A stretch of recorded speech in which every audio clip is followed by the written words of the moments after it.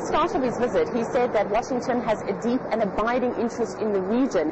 His visit here to Tbilisi, although short, is widely seen as a strong show of support for the Georgian President Mikhail Saakashvili. Now, his visit comes as the United States announced that it was donating a $1 billion economic aid package to Georgia. The U.S. Secretary of State Condoleezza Rice saying that this money was intended to help Georgia survive, recover and thrive.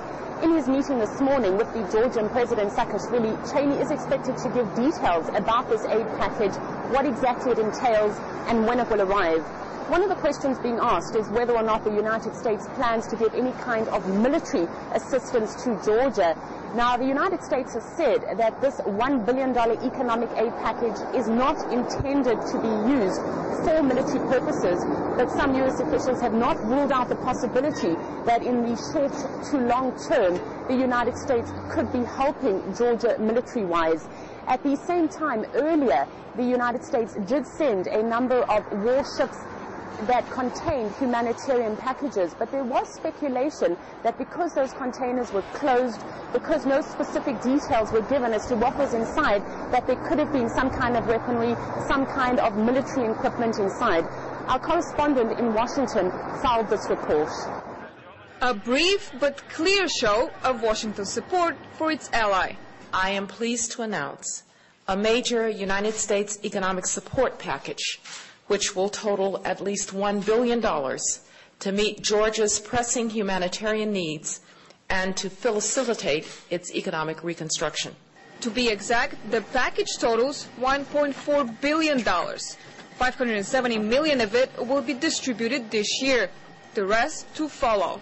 The State Department says none of the money will go towards military support, a concern that Moscow has raised repeatedly. I can't stress or state more clearly, there is zero military assistance component to this billion-dollar package. Russia's recognition of South Ossetia and Abkhazia has spurred a war of words with the West.